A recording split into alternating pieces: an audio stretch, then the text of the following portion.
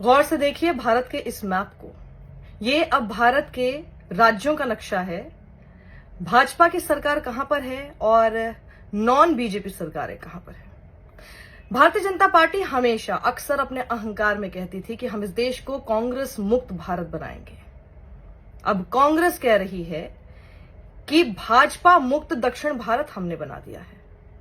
ये मैप देखिए, जहां पर सैफरन कलर आपको दिख रहा है, जाहिर सी बात है आप समझ गए होंगे कि भारतीय जनता पार्टी की वहां पर सरकार है।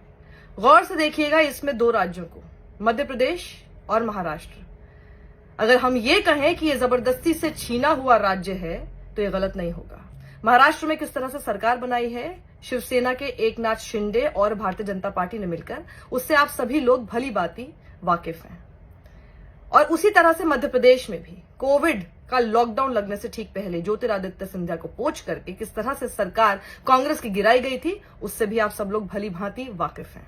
उसी तरह से मध्य प्रदेश में कोविड का लॉकडाउन लगने से ठीक पहले कैसे ज्योतिरादित्य सिंधिया को पोंछ करके कांग्रेस की सरकार गिराई थी। तो ये दो सरकारें तो बिल्कुल जबरदस्ती की बनाई हुई सरकारें हैं। अब बाकी अब आप मैप में देख लीजिए कौन सी सरकार है। उत्तर प्रदेश की सरकार, नॉर्थ ईस्ट में कुछ सरकारें, हरियाणा की सरकार और साथ ही उत्तराखंड की सरकार और गुजरात की। अब मैं आपको ये बताना चाहती हूं, अगर आप इसको थोड़ा सा और इलैबोरेट करें और मैप को थोड़ा सा और खींच के हम बता देते हैं कि आखिर एक एक पार्टी कौन कौन सी किस राज्य में है, तो उसको जरा गौर से देखिएगा। ये वाले मैप को जो कि इंडियन एक्सप्रेस ने जारी किया है, जो कंप्लीट सैफरन आपको दिख रहा है वो बीजेपी है। तो उसकी सरकार आपको भी कहां दिख रही है, जैसे मैंने आपको बताया मध्य प्रदेश में भारतीय जनता पार्टी की सरकार जबरदस्ती की बनाई हुई, गुजरात में इनकी पूरी मेजोरिटी से बनी हुई सरकार है, उत्तर प्रदेश में भी मेजोरिटी से बनी हुई सरकार है, हरियाणा में सांठगांठ करके बनी हुई सरकार है, उत्तराखंड में इनकी बनी सरकार है। अब वहीं पे सैफरन हल्का सा जो कि लाइट ऑरेंज है वो महाराष्ट्र में शिवसेना और बीजेपी की मिलकर सरकार है, यानी एनडीए की सरकार यहां पर है। नॉर्थ ईस्ट में आप देख लीजिए कहां पर लाइट ऑरेंज है और कहां पर एकदम सैफरन कलर्स है, वो इनकी सरकारें हैं। वहीं जो नॉन बीजेपी या नॉन कांग्रेस पार्टीज हैं, जैसे कि केरला में आपको दिख रही होगी, तेलंगाना में आपको दिख रही है, ओडिशा में दिख रही है, वेस्ट बंगाल में है, मिजोरम में है जहां पे एमएनएफ है, और उसी तरह से लाइट ब्लू में आपको दिखेगी यूपीए वाली सरकारें जो कि है, जैसे कि झारखंड जेएमएम, हाँ, जो कि कांग्रेस वगैरह के साथ मिलकर जहां पर बनी हुई सरकार है, तमिलनाडु में है, और उसी तरह से बिहार में है जेडीयू। तो ये लाइट ब्लू जो है ये कांग्रेस के साथ वाली यूपीए की सरकार है।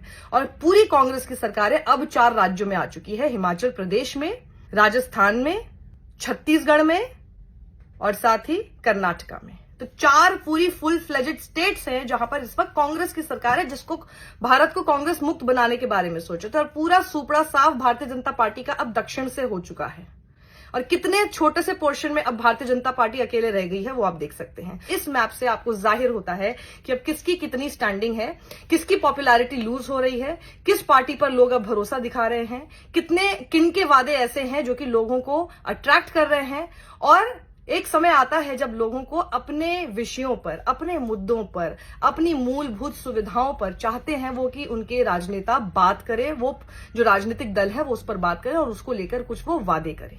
और अब मैं आपको बताती हूं कि किस तरह से डिफरेंस दिखाई देगा आपको कांग्रेस की जीत के बाद उसके सीनियर लीडर्स के रिएक्शन में, और साथ ही जब किसी राज्य में भारतीय जनता पार्टी की सरकार बनती है तो उसके सीनियर लीडर्स के रिएक्शन में। आपने देखा ही था जब गुजरात में भी सरकार बनी थी, किस तरह से नरेंद्र मोदी पूरा इवेंट उसके बाद करते हैं, पोस्ट विक्ट्री इवेंट, जहां पर अपने कई लोगों को बुलाया जाता है, पूरा इवेंट होता है और अब सारे मीडिया पर, सारे चैनल्स पर लाइव उनका प्रसारण होता है। और उनके भाषण की उस वक्त एक खास बात यह होती है कि वो अपने राइवल्स को, खास तौर पर कांग्रेस को, वहां पर भी उस मोमेंट पर भी क्रिटिसाइज करना, उसके लिए गलत कहना नहीं भूलते हैं, छोड़ते नहीं हैं। वहां पर भी खड़े होकर वो कांग्रेस की किस तरह से हार हुई है इसके ऊपर जवाब देते हैं। और वहीं जब कर्नाटका की जीत हुई है कांग्रेस की, जब कर्नाटका को कांग्रेस ने जीता है, उसके बाद चाहे मल्लिकार्जुन खड़गे हों या फिर राहुल गांधी, उन दोनों से ही जिस तरह के सवाल हुए और उन्होंने जिस तरह की बातें कही, उन दोनों ने ही अवॉइड किया कि वो नरेंद्र मोदी के बारे में कुछ बोलें या वो बीजेपी के बारे में कुछ बोले। वो सिर्फ अपनी जीत के बारे में बात करना चाहते थे। यही हर स्टेट में होगा। कांग्रेस पार्टी कर्नाटक में गरीबों के साथ खड़ी हुई, हम गरीबों के मुद्दों पर लड़े। और मुझे सबसे अच्छी बात यह लगी कि हमने नफरत से गलत शब्दों से ये लड़ाई नहीं लड़ी। हमने मोहब्बत से, प्यार से, दिल खोल के ये लड़ाई लड़ी और कर्नाटक की जनता ने हमें दिखाया कि ये देश मोहब्बत इस देश को अच्छी लगती है। मल्लिकार्जुन खड़गे से तो जब साफ तौर पर पूछा भी गया कि क्या ये मोदी की हार है, तो उन्होंने कहा कि मैं इस बारे में कोई बात नहीं करना चाहता, हमको अब काम करना है।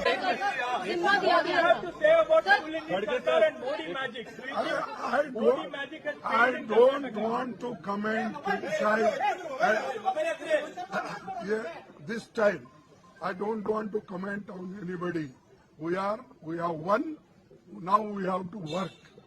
When the question comes of criticizing in Parliament or in next election, I will do that. Priyanka Gandhi ji के बारे में मैं पूछ रही थी। अभी जो मैंने दिल्ली का वर्णन सुना कि किस प्रकार से दिल्ली कॉरपोरेशन को विफल करने के इरादे से जनता के साथ धोखा किया गया। भाजपा का बढ़ता जन समर्थन ये दिखाता है कि परिवारवाद और भ्रष्टाचार के खिलाफ जन आक्रोश लगातार बढ़ रहा है। ये एक ग्रेस आपको जब इन लीडर्स के अंदर दिखाई देती है, जो कि इस वक्त बहुत रेयर होती है। आपने देखा ही है कैसे छाती पीट पीट के एक अकेला सब पर भारी ऐसे करके जो वो संसद तक में जाके बोल देते हैं। यहां तो ये जीत कर आए हैं और इनकी तरफ से जब इनसे पूछा गया तो सीधे उन्होंने बोला कि अब हम जीत गए हैं, अब हमें काम करना है। They are talking about work, क्योंकि वो काम ही है जिसके वादों पर उनको वोट मिला है और वो काम ही है जिस पर ट्रस्ट करके लोगों ने इन्हें दोबारा सत्ता में लाया है और अब इनको डिलीवर करना है। कांग्रेस को अब डिलीवर करना होगा, क्योंकि वो लगातार जिन गारंटीज के बारे में अपनी जनता के बीच में गए हैं और उस गारंटी पर अट्रैक्ट होकर लोगों ने इनके ऊपर विश्वास दिलाया है, उसके ऊपर खरा भी उतरना होगा। लेकिन एकदम विक्ट्री के ठीक थोड़ी देर बाद ही जब उनसे पूछा गया तो सीधे कि अब हमको काम करना है।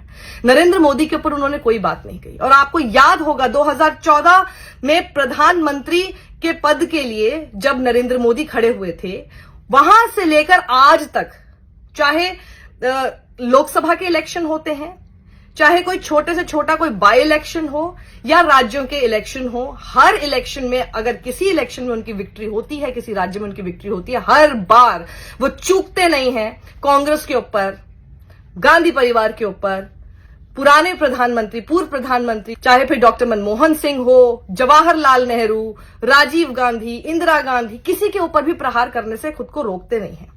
आपको याद होगा कि जब डॉक्टर मनमोहन सिंह के टाइम पर सिलेंडर का रेट 410 रुपए था, उसका वो कितना मजाक बनाते थे और कितनी आलोचना करते रहते थे। और आज जब खुद की सरकार ने 1150 का सिलेंडर कर दिया है, तो ऐसे तो उनको लगता है कि कर्नाटका की जनता को इससे फर्क नहीं पड़ेगा। वो जाकर सिर्फ इतना कह देंगे कि मुझे इतनी गाली पड़ी और देखिए बजरंग दल को इन्होंने ऐसे बोल दिया, वो बजरंग बली है। तो क्या लोगों को ये याद नहीं रहेगा कि आपने सिलेंडर कितना महंगा कर दिया है? पेट्रोल के दाम 70 रुपए के होते थे, उसको उन्होंने इतनी आलोचना करके बोला था, लेकिन खुद की सरकार में 90 रुपए हो गया है, जबकि कच्चे तेल की कीमत उस समय पे बहुत ज्यादा थी और आज कच्चे तेल की कीमत इतनी कम है। तो सरकार हमसे इतना पैसा और क्यों ले रही है और फिर पेट्रोल डीजल के दाम इतने ज्यादा क्यों है? ये सवाल उनको लगा कि कर्नाटका की जनता नहीं पूछेगी। उस समय जब आए थे तो एक जिसको सबसे ज्यादा लोगों ने जुमले का नाम दिया था, जुमला वर्ड इजाद ही वहां से हुआ जब 15 लाख रुपए सबके अकाउंट में आने जैसी उन्होंने ऐसी भ्रामक बात बोली थी, इस तरह से बोली थी कि हर आदमी को लगा कि वो ऐसा ही कह रहा है। और बाद में फिर सब लोग मुकर गए कि नहीं, उन्होंने इतना ब्लेटेंट और इतना साफ तौर पर तो ऐसा नहीं कहा था कि आप लोगों के अकाउंट में आएगा। उन्होंने कहा था कि हाँ, जब मैं ब्लैक मनी लेकर आऊंगा तो उतना पैसा वो होगा कि हर शख्स के अकाउंट में 15 लाख रुपए जाने जितना बचेगा। तो आपने इतनी भ्रामक बात की और आपको पता था कि उसका मतलब क्या है। कहां गया वो काला धन जिसके बारे में आपने 2013-14 में बोलना शुरू किया था? और 2 करोड़ रोजगार हर साल को तो अब आप भूल ही जाइए, उस पर तो कोई बात ही नहीं करना चाहता है। पर आपको क्या लगा कि कर्नाटका की जनता भी इसमें सवाल नहीं पूछना चाहेगी कि हमारे बच्चों का भविष्य कहां जा रहा है, नौकरी हमारे पास क्यों नहीं है, रोजगार क्यों नहीं मिल रहा है हमको? आपको लगा कि कर्नाटका की जनता भी बाकी राज्यों की तरह, जहां पर आप जीतते हैं, जैसे कि गुजरात, उत्तर प्रदेश, इन सब राज्यों की तरह आपसे सवाल नहीं करेगी, वो सिर्फ आपका चेहरा देखकर वोट कर देगी। तो sir, gone are the days. हर समय चेहरा कुछ समय तक किसी को बहुत ही लुभावना लग सकता है, लेकिन चेहरे से वो अपने पेट नहीं भरेगा, चेहरे से उसके घर में रोटी नहीं आएगी, चेहरे से उसके बच्चे के लिए दूध रोज नहीं खरीद सकता है वो। तो इस बात का ध्यान सभी पार्टीज को रखना चाहिए। मैं यहां पर कांग्रेस को भी बोलना चाहती हूं कि इतने वादे आपने किए हैं उन पर डिलीवर करना आपको होगा, क्योंकि फिर नजर होती है सबकी आपके ऊपर होगी और जनता की तो कुछ ज्यादा ही होगी। जो जनता आपको यहां बिठा देती है वो जनता यूं धड़ाम से नीचे भी गिरा देगी। ये सभी राजनीतिक दलों को हमेशा याद रखना चाहिए। इसलिए अपना अहंकार, अपनी एरोगेंस अपने घर पे छोड़ के आइए। आप लोग जितना ग्रेस और ह्यूमिलिटी में रहेंगे उतना ही फायदा आपका होगा। और ये आने पिछले कुछ दिनों में जब इलेक्शन के टाइम पर जो जो चीजें राहुल गांधी के साथ हुई, शायद वो बहुत हद तक आप कह सकते हैं कि हो सकता है कि एम्पैथी भी उन्होंने क्रिएट किया। एक तो भारत जोड़ो यात्रा में उन्होंने काफी हद तक अपने लिए एम्पैथी क्रिएट की, लोगों के साथ उन्होंने जो संवाद किया डायरेक्ट, उसका काफी फर्क पड़ा।